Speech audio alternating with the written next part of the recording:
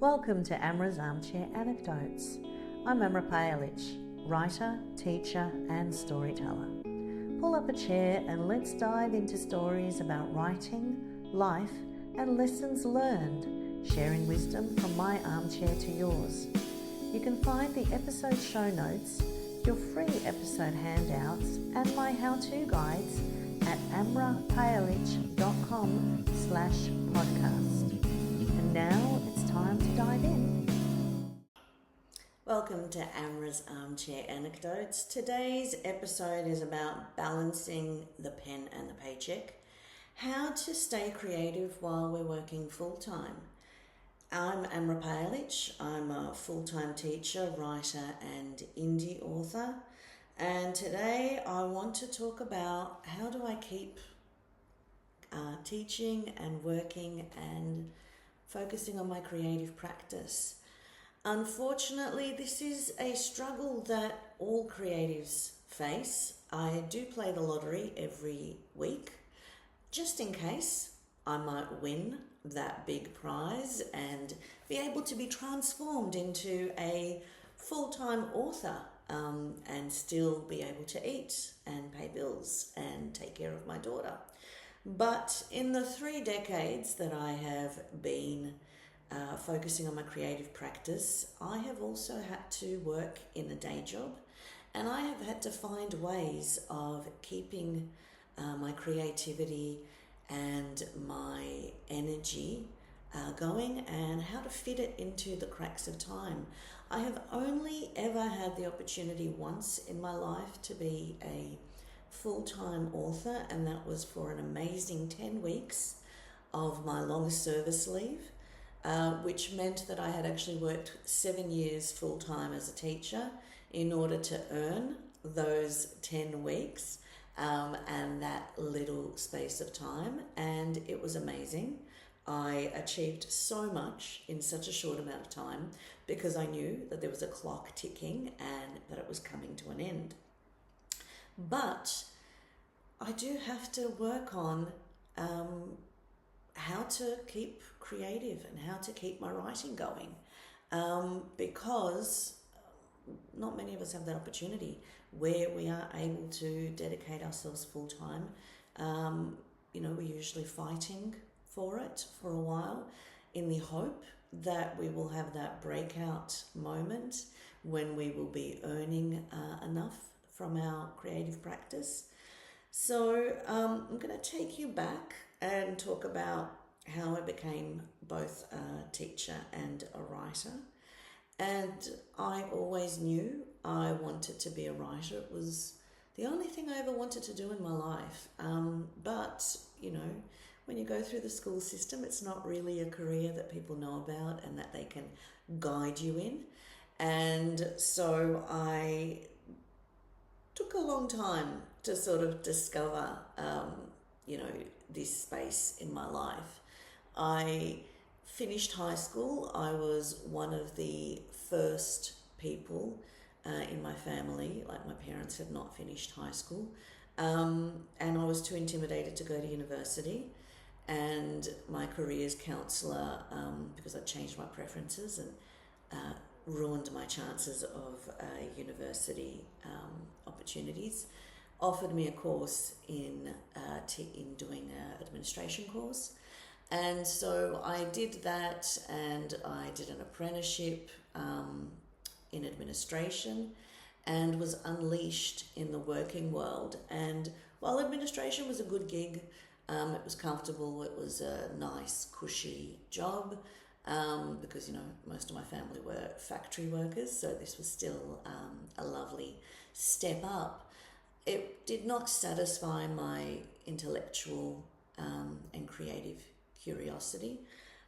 I had realized that I had ambition, so I was like, well, I'm in administration, I may as well look at how to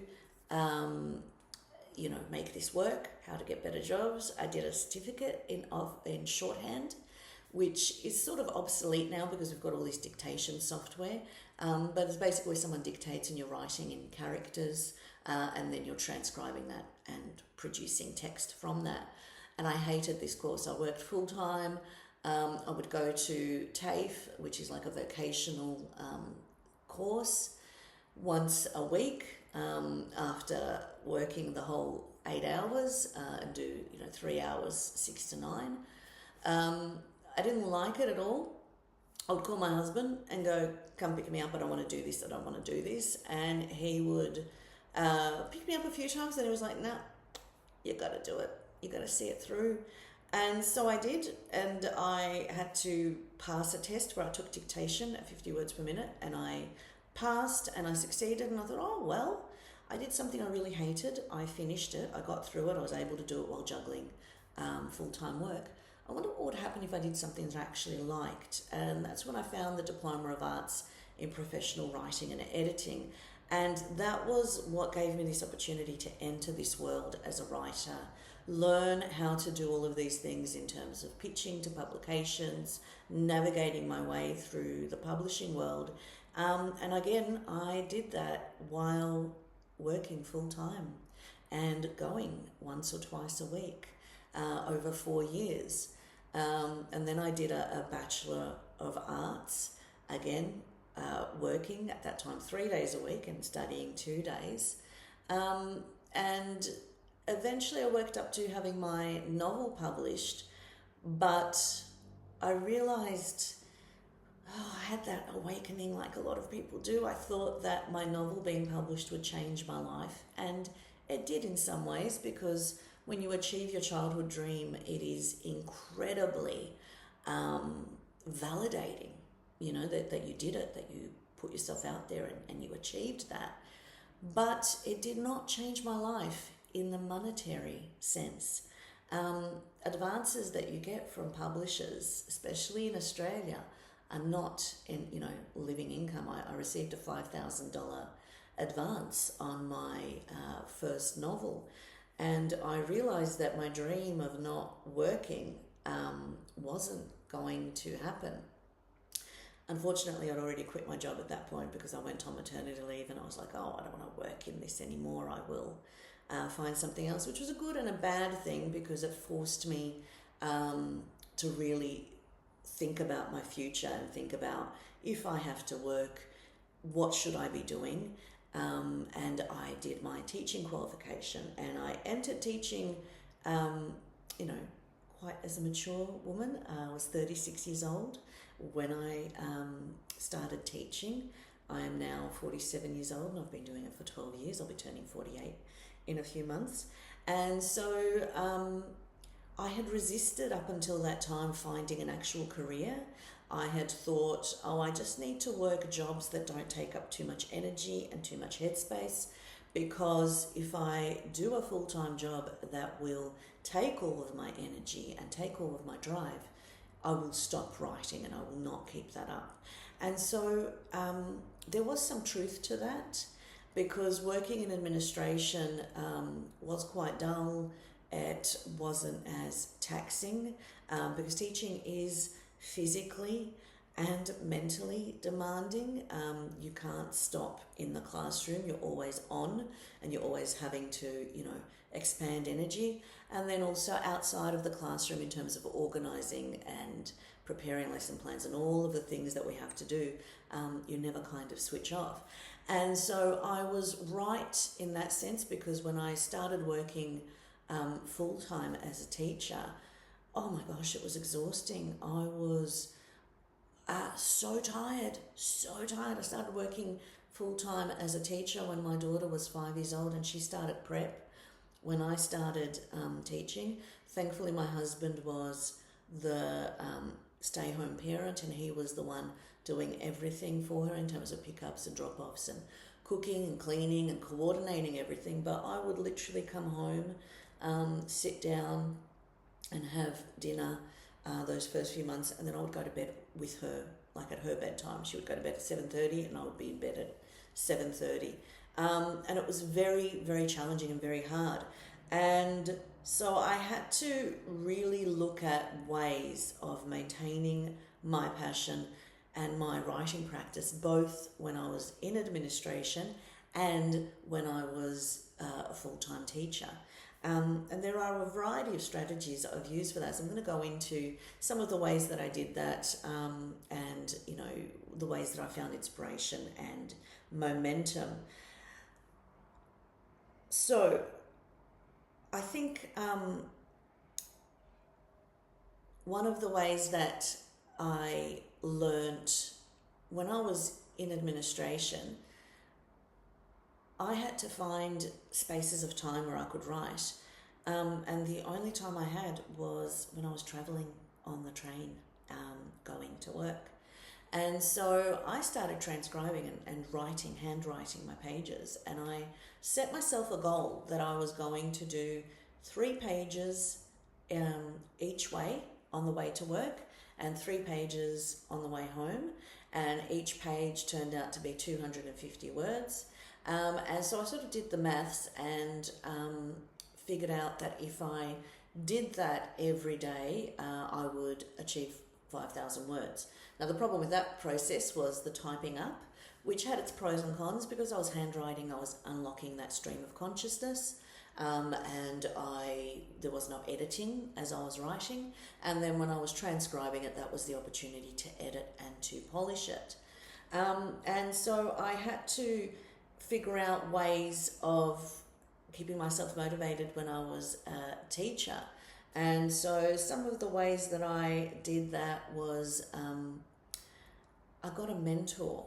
I was working on my memoir when I was working as a teacher, and I knew that I would struggle with writing and with maintaining that energy, and I knew that I needed some sort of support system to keep me accountable.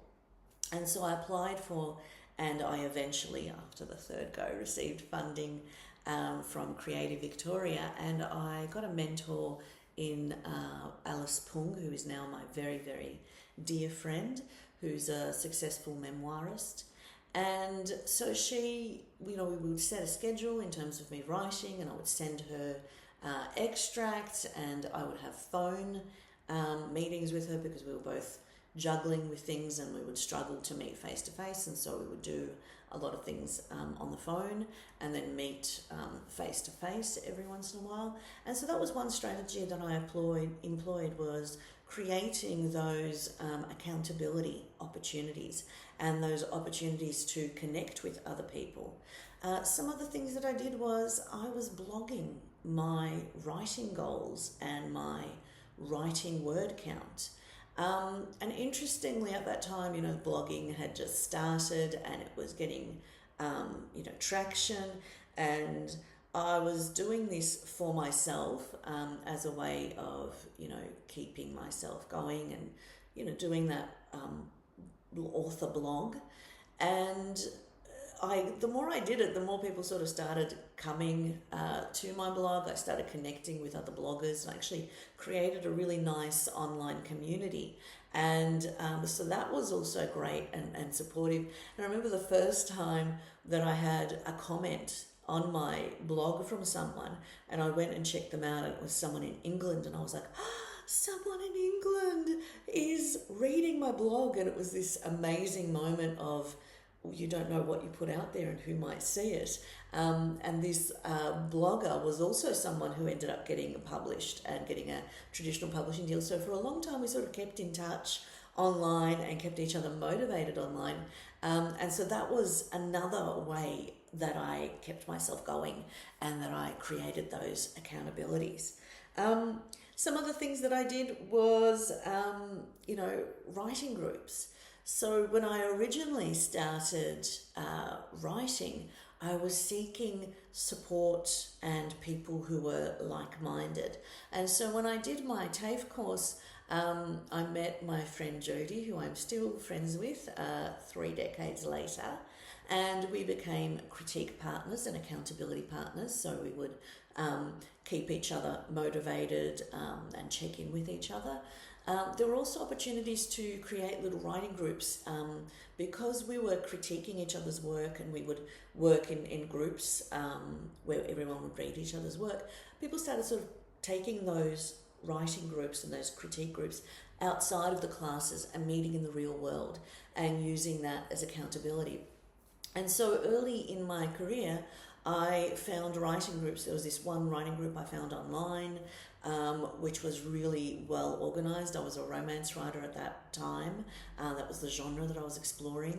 And these women were amazing. I have to say, the one thing about romance writers that is just jaw-dropping is they are the trailblazers in terms of promotion and marketing and that whole world, because they really know how to connect with readers and how to create those connections with readers. And so that group was amazing. We would have monthly meetings.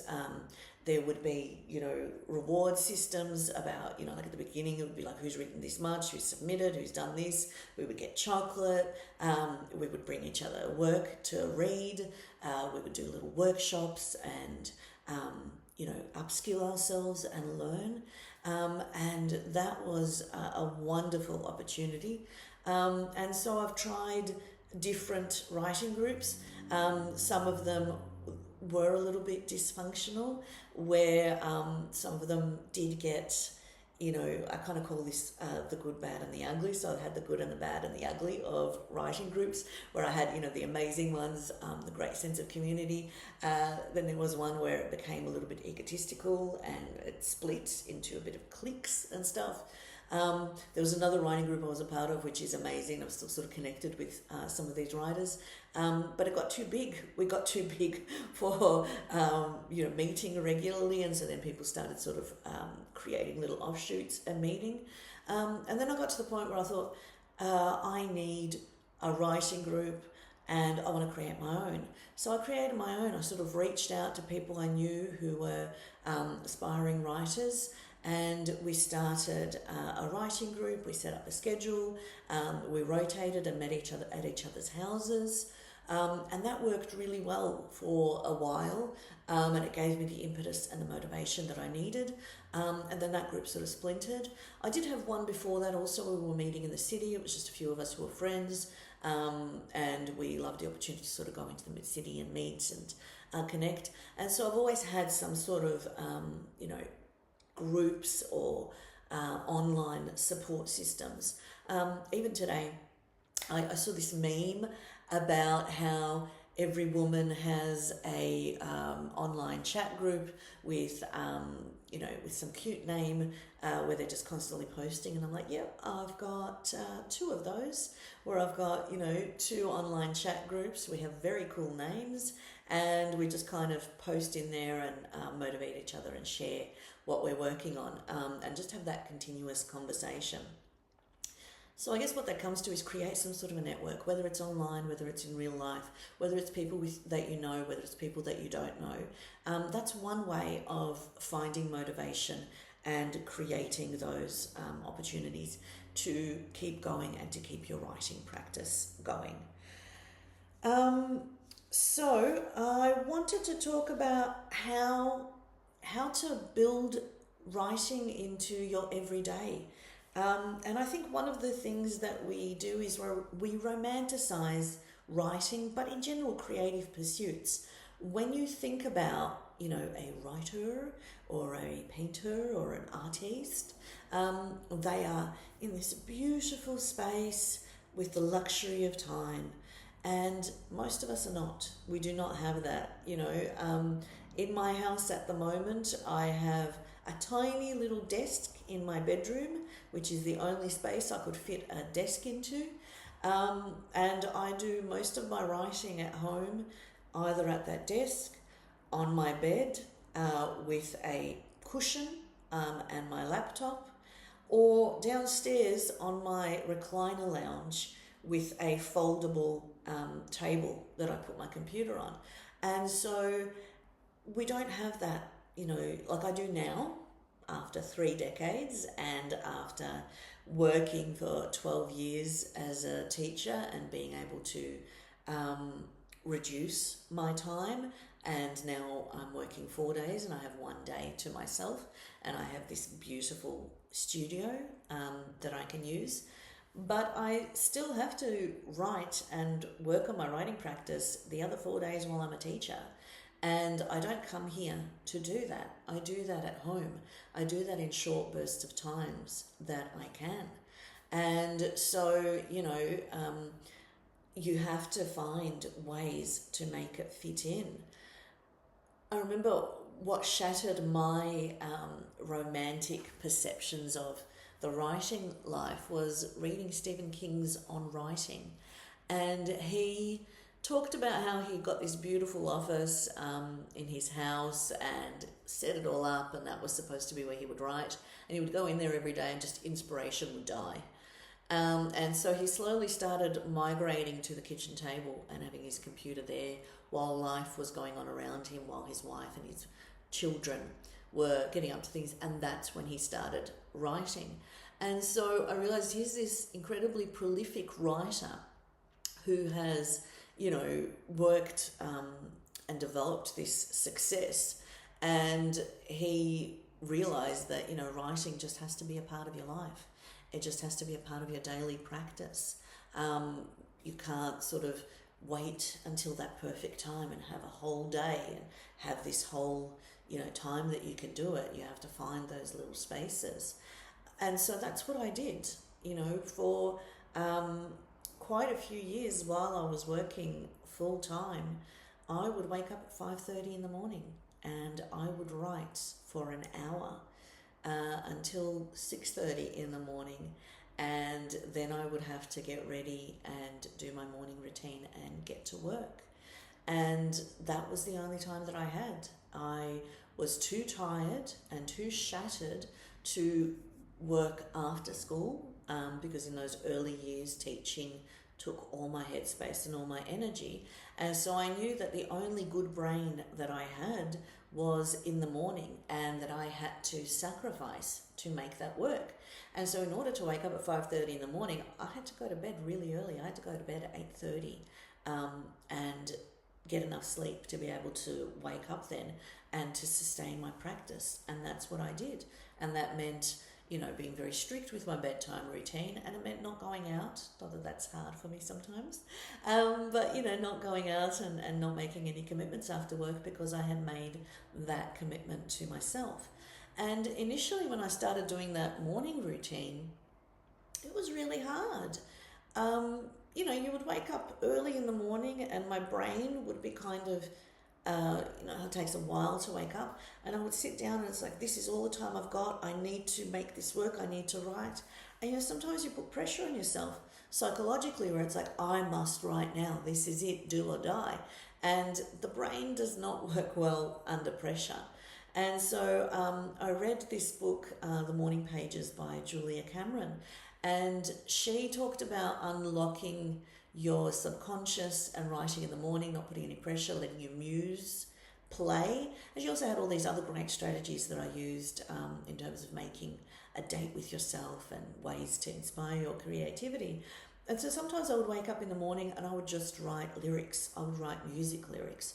Or I remember some days I would wake up and say, I don't want to be awake. I don't want to be writing. I don't have nothing to say. And then just as I kept sort of doing this word vomit, slowly things would start happening. Things would start coming to me. And then it became a routine and my brain started waking up at that time. It started activating. The writing started happening. Because I only had that 1 hour, I would write, and whatever I was up to, I would have to stop. And sometimes it's good to stop at the high point in a scene where where you're going, and then you have to stop. And I would go to work, and when I would have quiet moments, my brain would be sort of turning that over, and the subconscious would be doing its little job of creating associations and words and images. And then I would come back the next day and it would just pour out of me, and it would really just come together. And then I would have these big waves of writing inspiration where, I would feel like doing it on the weekend, and I would get that wave of inspiration and motivation. And then I'd finish a chapter and then I would have to start again, and I would go through that process of, oh my God, I've got nothing to say. I don't know what the next chapter is going to be, but it would happen because that continuous practice did it. And I've just always engaged in a process of experimentation with my writing. I would always listen to what people were saying and how they were writing, and I would try it, and some things would work for me and some things would not work for me, but I would figure it out. There were some times when I was going to my car with a notebook and I was writing in my car for 20 minutes, or I was sitting at my desk and just writing something at my desk. And so you have to create these small chunks of time. And sometimes the way to do it also is to take the pressure off. You can either make it about word count or you can make it about time. And so there have been periods of my life where I have not been able to make it about word count and go, I will write 1,000 words a day, because that was unsustainable and that was too hard when I had a young daughter. And so, for example, when I was waking up at 5:30 in the morning, it was not about word count. It was just about, I will wake up, 5 days a week at 5:30, and I will dedicate this time to our writing practice. And whatever I do, I do. And some weeks I would have amazing word count where it would be, 5,000 words. And some weeks it would be like 1,000, 1,500. It wouldn't be huge. But that's what I had to do. I had to make that commitment, and I had to make that small goals for myself, and build in ways of doing that. Other ways is, finding what works in terms of writing, like, that writing in life. I now sometimes, when I'm struggling with writing, I have a TV show on in the background. Usually either a TV show I'm not really into, obviously, because when you're really into it, you're like, oh, or where I'm rewatching something. You know how we've all got our favourite shows that we kind of do on repeat? And so I might have that in the background where it's my comfort watch, and I'm not really paying attention, I'm not really in the zone, but I'm always tricking my brain where I am occupied and kind of like watching, and then I'm sort of writing, and then slowly the inspiration and creativity is coming. And so I do a lot of things in the midst of life where, I will write while things are going on around me, while I'm cooking in short bursts, or I can't do it while I'm cleaning, but at least then I'll listen to my audiobooks. So finding ways of making it work. So I think to go through what the important things are, the strategies, I think create some accountability in some way for yourself. Build in strategies to do it in small ways, in small steps. And make writing a habit and not a chore. So if you are writing and you're getting bogged down and you're getting bored and it's not working, well, go to something else. Give your muse a break. Give it time to rejuvenate. So to do that, you might need to either take a break from writing and just immerse yourself in being a consumer of entertainment, either reading or watching things that inspire you, or you might need to write something else. It might be time to take a step back and do something else that you can write. So when I was writing my memoir, I would go through burnout, and I would hit points where it was too hard because there was a lot of trauma associated with writing my memoir. And so what I did with that was I started writing a romance novel. And so I would work on my memoir, and then when I ran out of oomph, or I was just really feeling weary or blue, I would work on the romance novel, which was more fun. It was light and it was entertaining. And the memoir did take a while. It took 5 years to write. And in that time I wrote other books and other pieces, but that was what I needed to do. I could not dedicate myself to that on a full-time basis because it was too hard.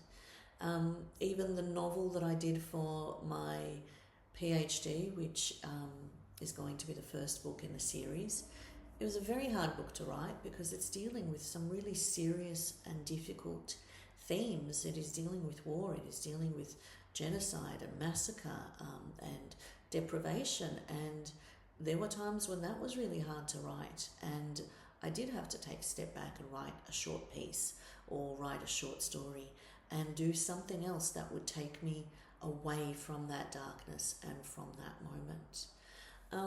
The other way that I sort of dealt with it, sometimes I now can't write without playing instrumental music, but before, when I was writing, I sometimes had to find the right music to motivate me, to get me in the mood for certain scenes. And so that was something else that helped me get through dark moments or through moments where I was struggling with inspiration.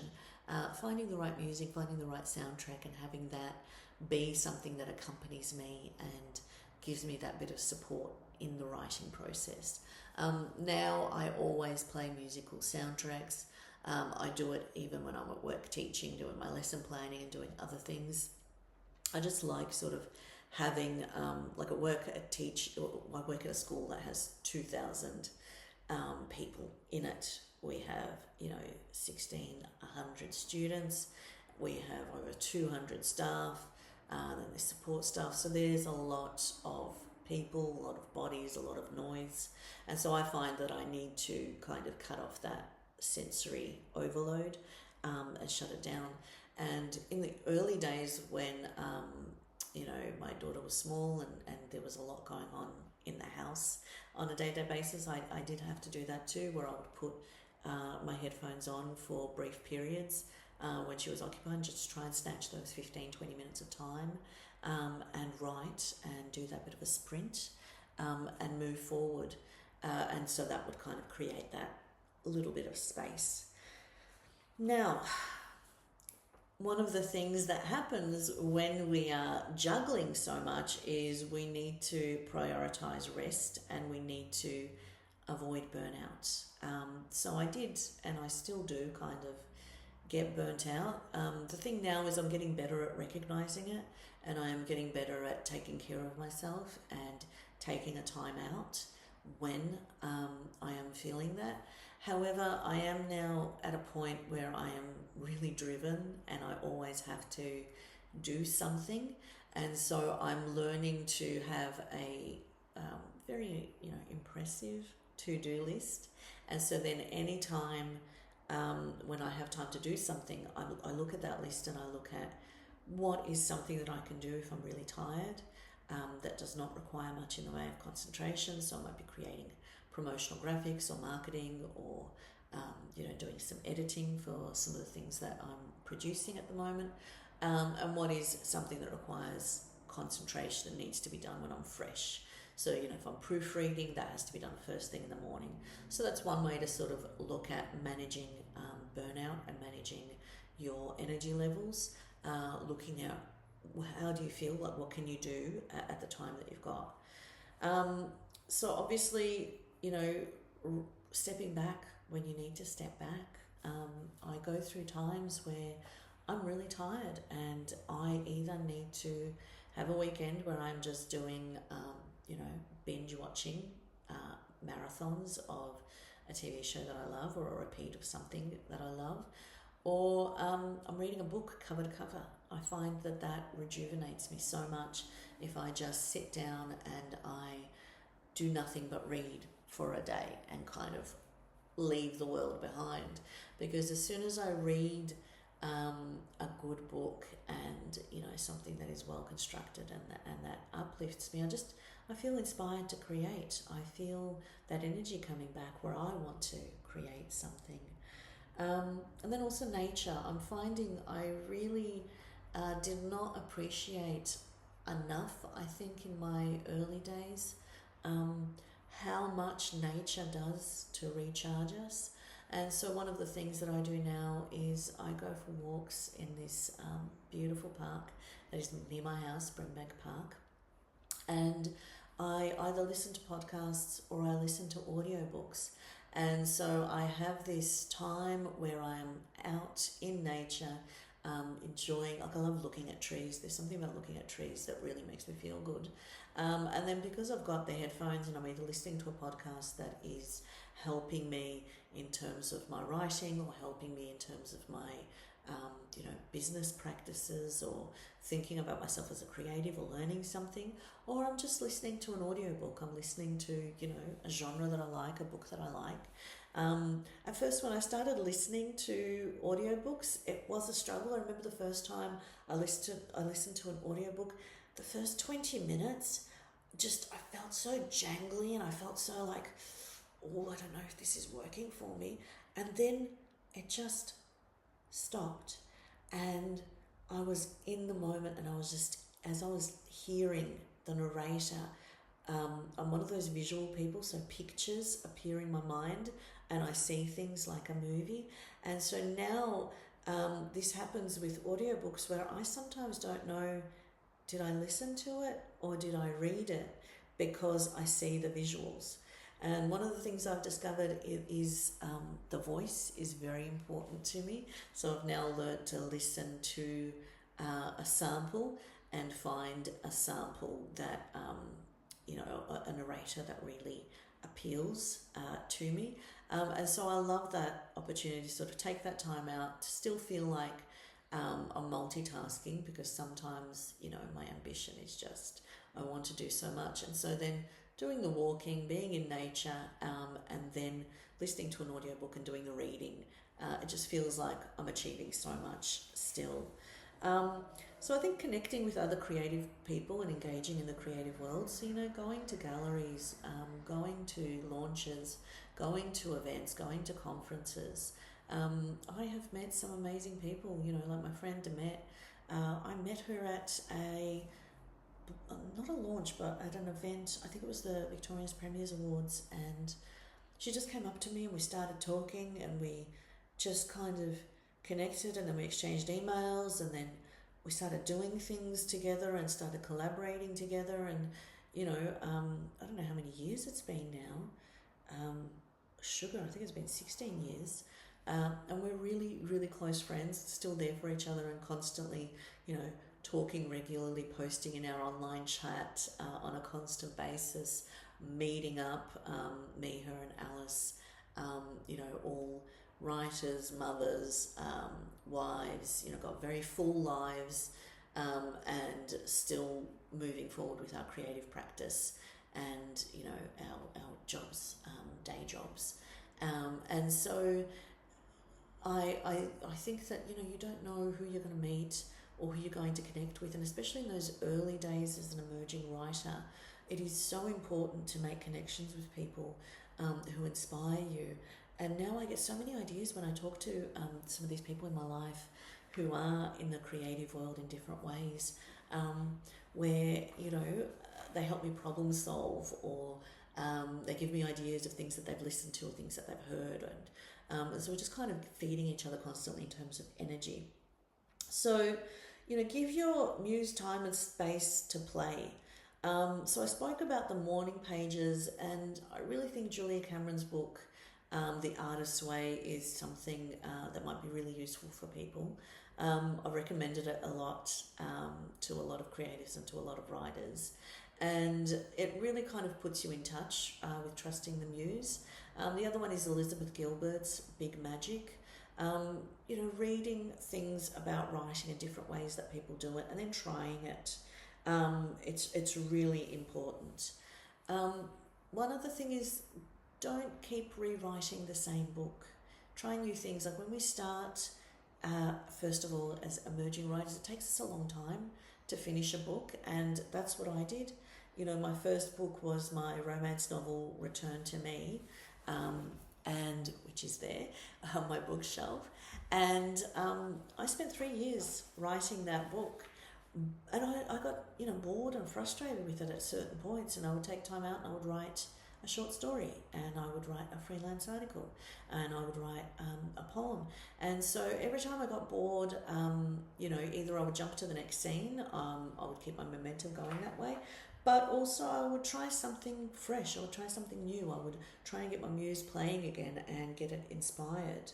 And so I would also encourage you to try different genres. I remember when I was doing my diploma, and we would have guest speakers every one of the classes every week, and so guest speakers would come in and they would talk about the different ways that they were writing. And I would try it. We had someone talking about flash fiction, so I wrote some flash fiction and I had it published. And even today I listen to podcasts. I really love the Creative Pen and her interviews with different writers and different creatives. And I hear ideas of what they're doing and how they are finding energy and inspiration. And so I try it. So, always try those different genres and different ways of doing things. One other thing is don't chase trends. Remember when the vampire books were the big thing and everyone had a vampire book, and then we did all these different types of vampire books?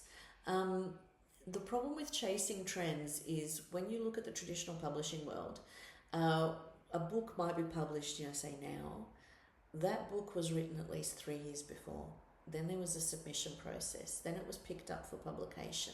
Then it, went through the editing process, and then it was scheduled for publication. Like every book that is published traditionally, it's got at least 1 year, usually more, from when the contract was signed. So the problem with chasing trends is whatever is published currently has had a long lead time.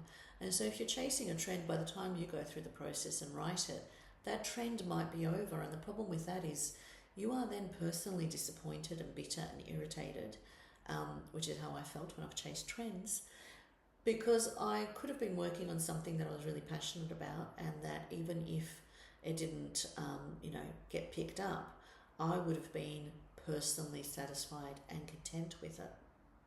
Make your trends. Write your passion. Write what tickles your brain. Put your unique twist forward. And that is how you will keep getting that inspiration and keep getting that momentum. Okay. I also think, write the fun bits of a novel, leave the boring bits. So when you're first writing a draft, and I still do this now, I sort of plot out a lot more than I used to, but I get bored and I'm like, I don't know what I want to say with this part. I think I've done as much as I can, and I work on the next scene, the next interesting scene. And then as I keep going, it becomes clearer to me what's missing beforehand and what I need to develop beforehand and the world building that I need to do. And then I can go back and flesh out the scenes that I've got. So, keep yourself moving forward so that you keep that inspiration going. And then obviously try different ways of writing, with music, with TV in the background, with your children in the room. Another thing that people have talked about, and I haven't really experimented much with, but is dictation. So these days there is amazing, transcription software and dictation software that you can use quite inexpensively. And so I've been hearing a lot of writers who just use their phone and they dictate into their phone as they are moving around their everyday, and then they put that through through some software where it gets transcribed, and that's how they write. And that might be one way of moving things forward and getting that word count down and building it into your regular life. So use the tools that we've got now and software that we've got. Try new ways of writing and new ways of building it into your writing practice and see what works. I've pretty much every book I've done something different or tried something different.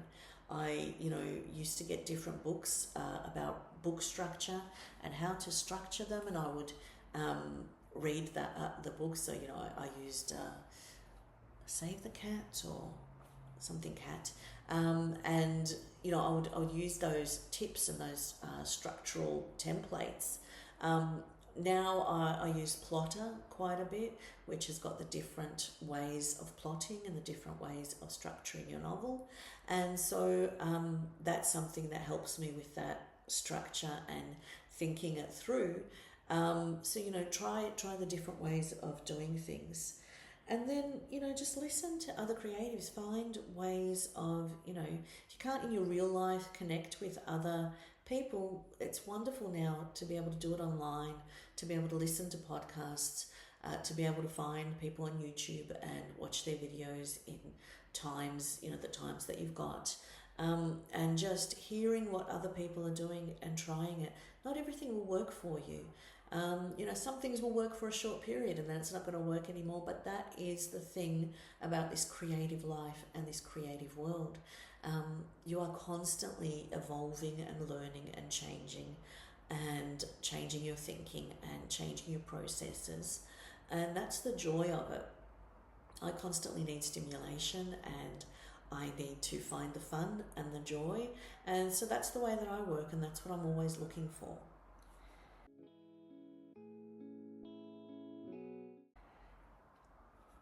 I want to talk about now how teaching inspires writing, and in a way, how do we find inspiration from our day jobs to continue our creative practice?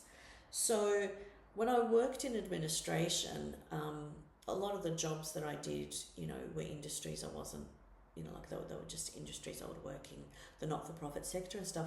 But what I found worked for me in terms of motivation was the fact that it gave me the opportunities to learn software and technology that at that time I did not have access to outside of work, in a sense. Like, I had my own computer, but just some technology and some software was more expensive. And so there were things that I was learning that was helping me with my creative practice. So I remember one job I was learning a bit of coding. I was learning about project management. And so some of those skills translated to my writing world and helped me kind of find an in. With teaching, I now have different benefits. So one of the really important things that I've gotten out of teaching, I'm an English teacher, and so I have to teach texts and teach text analysis and text response. And so through that process, I have to deconstruct novels and the structure of novels and the language of writers and authors' intent. And I've found that has really helped me with my writing, because now my brain is constantly thinking about the way that things are structured and, writing strategies, and it's woken up that part of my brain. I've also found, that developing of discipline with teaching, because as a teacher you're very busy. There is not much time. We're constantly on the run. Like, I have a short break, recess, and a lunch break, and it takes 5 minutes to pack up and go from the classroom to my desk, and 5 minutes to go from my desk back to the classroom. So then that time is really compressed, and so you have to figure out how to manage things and how to do things quickly. And so, even strategies like, I love drinking tea, but I would never be able to have enough time to make a cup of tea and actually drink it. And so I started bringing tea in a flask so that I could quickly just pour myself tea. And so it really made me good at problem solving, that thinking, how do I maximize time and how do I do things in a much quicker time frame, and how do I maximize, what I can do when. And so this strategy about the good brain and what brain am I working with and what can I do, that started at work, where sometimes I'd be too tired and it's like, well, I can't do the lesson planning, or I can't do that, preparation of the text analysis, but I can go stand at the photocopier for half an hour and photocopy all the resources that I need. So, looking at the time and how I'm feeling and how do I maximize it, that was really helpful. One of the most important things that being a teacher has given me is the mindset. So I live in the suburb of St Albans. It is where I grew up, and I teach at the school that is my former high school. And I love that I am in that position to do that, because I love being a role model for my students. When I grew up in this area, and we are in the western suburbs of Melbourne, so it's low socioeconomic in general, really hard lives, a lot of migrant parents, having to give up their dreams for their children and to give their children opportunity, and then the pressures that places on the students. And then when I grew up, I hated living in this suburb. I hated being associated with this suburb. I could not wait to get out.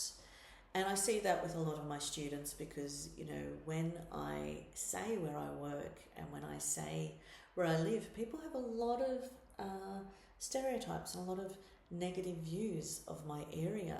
And they say a lot of negative things about my students. And I'm like, well, you're wrong. My students are the most beautiful people. They are so incredibly respectful. The things that a lot of other teachers face in terms of disrespect and disregard does not happen very much at my school.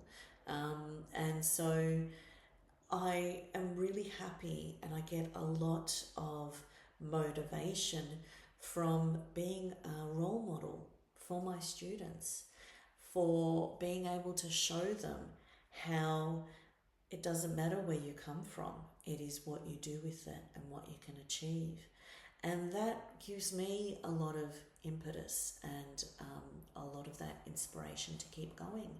And then even when I look back at my cultural background and my community, I am from a Bosnian background, and being able to tell stories about my culture and my community also gives me a lot of inspiration. And so that, being a role model, to go back to teaching and how that motivates me with my writing, I get a lot of, a lot of inspiration from that. So I look at what are you doing in your day? What is it that your day job is? And how can you get some lessons from it? Or how can you get some motivation in terms of thinking, how is it supporting your writing practice? So, at certain points in administration, it supported me in terms of the learning side and learning packages. Then it supported me in terms of writing on the train, and so that traveling part of it. And so, find what will give you that little bit of impetus. So, final thoughts. I think, if you're working full-time but have that creative itch, just don't give up. It is possible. You just need to find what works for you. You need to find the moments and the ways that you can make it fit. It's not about having the time, it's about making the time. And there's something about sometimes with our creative practice that we don't prioritize it because we might not be making any money with it, especially in the beginning, and therefore it's not worth our time and not worth prioritizing. There's always something else to do. But we have to prioritize it for ourselves because we have to prioritize who we are. So if I'm not writing or if I'm not working on my creative practice, I'm not a good person. I'm not a good mother. I'm not a good wife. I'm not a good teacher because I am so frustrated and so cranky, and I know that I'm not being my best self, and I am not being the person that I should be. And so I have learned that I have to prioritize it, not just for myself, but also for everyone around me and for all of the people that depend on me. Because if I want to be a good mother and someone who is experiencing joy and who is modeling joy, then I need to do what gives me joy. And so that's something that I really focus on modeling with my daughter. And I see how it works with her, where she also prioritizes her creativity, where she will sit down and paint something and create something and have those moments of joy. And we can very easily waste time. I know I do on social media and a lot of things like that. And so I have to practice discipline in terms of dedicated time. And even if it is 20 minutes a day, if that's all you can give it, then give it that. Because what will eventually happen as you are creating that habit, as you are creating that opportunity for your brain to engage and for your muse to play, it will start developing more. I find that the more ideas I have and the more that I action on my ideas, the more they keep coming to me. I learned that I really got that from Elizabeth Gilbert's Big Magic, where she was like, it's about honouring your muse. And if you don't honour your muse, she will flutter away and go to someone else. And so that's the way that I think of it. It is about honouring that energy and whatever that is coming from, and just putting it out there and building those small moments, those small practices, and having them build into something more. So thank you for listening to this episode, and I hope you have gotten some helpful tips. Don't forget that on my website there is a transcript, there are show notes, and there is also how-to guides to support you with your writing practice, which is also a way of you supporting this show.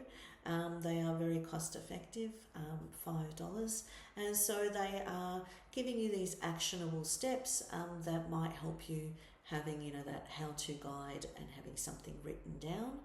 And by purchasing those, you are helping to support this podcast. So I hope you got something out of this. I would love to hear from you and love to hear some ideas that you have in terms of how you integrate your creative practice and how you move that forward. So go to my website, amrapajalich.com/podcast for the show notes. So that is amrapajalich.com/podcast for the show notes. And tune in next time for my next episode, where I'm talking about how short stories build a publication history and how they can help you find an audience and get a publishing contract. So thank you. Thank you for tuning in to Amra's Armchair Anecdotes. If you enjoyed today's episode, don't forget to subscribe and follow for more insights, stories and inspiration. From my armchair to yours, remember, every story begins with a single word.